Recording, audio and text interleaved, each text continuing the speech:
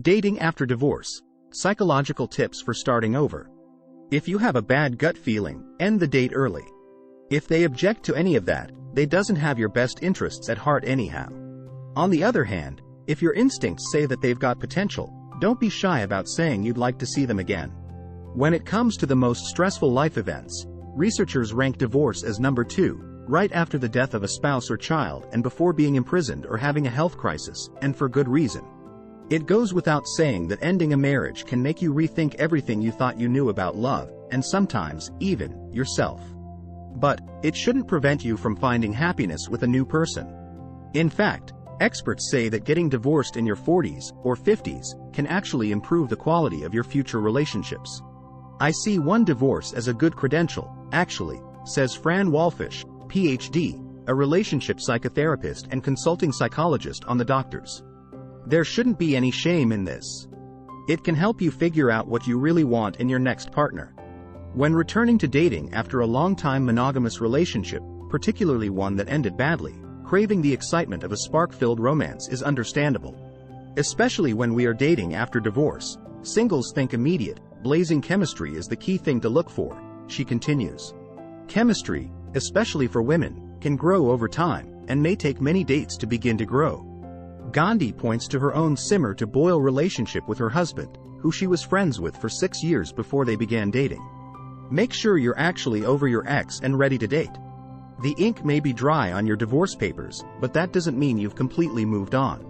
Of course, that's understandable, but if you can't stop talking or thinking about your ex, whether you're praising them or hating them, you may need some more time to process your feelings before getting back into the dating scene, says Nikki Martinez, PsyD, a licensed professional counselor. You have to take the time to heal, let go of resentments, and come to a healthy emotional place before you can be open to a new relationship, she explains. Be patient with yourself and take all the time you need. Don't let well-meaning friends pressure you into dating before you're ready, she adds. Take it, slow on the first date. No, this isn't some prudish warning or an encouragement to play games. But if you're looking for your next relationship, considering every step carefully is key, according to Walfish. Anyone can hook up, but really pleasurable sex often requires good communication and feeling safe with your partner, and you deserve really good sex, she says. Plus, asking someone to wait for sex can show you a lot about their character and motives. This is especially true for women who are in perimenopause or menopause, as hormonal changes can make sex more difficult, which is why having a patient, loving partner who is just as focused on your pleasure as their own can be an important part of the moving on process, she says. Watch out for anyone who seems too perfect. Never are you more in need of validation and affection than after ending a serious relationship. And while that's totally natural, it can set you up to be victimized. One of the red flags that a date doesn't have good intentions? They're flawless. It may sound counterintuitive, but if they check every single box on your list, shower you with gifts, text or call all the time, push for quick commitment, make incredible promises, or want to be the only person in your life, you may be dealing with someone who is looking to control you. That might sound a little dramatic, and sure, there's a chance you really have landed royalty. But Walfish points out that the harsh reality is there are a lot of people out there who aim to take advantage of women, and being in your 40s or 50s doesn't make you immune. One way to stay safe? Get regular reality checks from close friends and loved ones who can offer an outside perspective of your situation. Draw a relationship map. Knowing where you've been and where you want to go is just as essential for relationships as it is for road trips and careers, Dr. Martinez says. Many of us jump immediately into new relationships only to find ourselves making the same mistakes. Avoid this by looking at what worked and didn't work in the past, including what part you played in the breakup, and identify goals. Visualizing your journey can help you see things you might have missed before, so take the time to actually write out your relationship roadmap in a journal. Not sure you'll be honest with yourself? Talk it through with a therapist or trusted friend. Forget whatever you think your type is. You don't have the same clothing style as you did in high school, and thank heavens for that. So why would you have the same taste in dates? While you absolutely want to look for someone with similar core values to yours, a divorce gives you the perfect excuse to let your ideal type evolve. Take the time to figure out what is truly important to you. You may be surprised at who your ideal partner is now, she says. Then, be vigilant in seeking those qualities out in another person. Find a good therapist before you even make a dating profile. One thing Dr. Wallfish says is a necessity for women of all ages is a good therapist. Being divorced isn't something to be ashamed of, but it does mean you've got some things to work through, especially if you want your next relationship to be better, she explains. And if you think the breakdown of your marriage was all due to your ex's problems, that's even more reason to get therapy. A good counselor can help you work through all your complicated feelings and create a solid foundation for love, she adds. Lock down your bank accounts. Being able to talk openly about difficult issues like finances, fertility, children, and sex is key, Dr. Wallfish explains. The older you are, the more complicated these issues become, and it's better to know initially if there are any major deal breakers.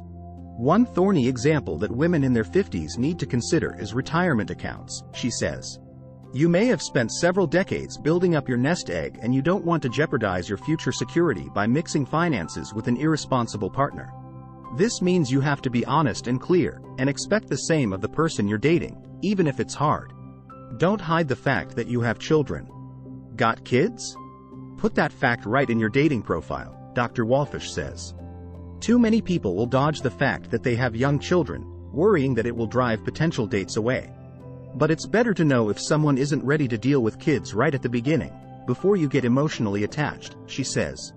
If you don't have children yet and you know you absolutely do or do not want them in the future, you also need to be clear about that up front.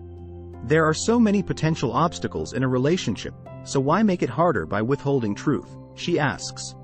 Tell your kids about your dates, eventually. When and what to tell your children is largely dependent on their age, Dr. Wallfish says.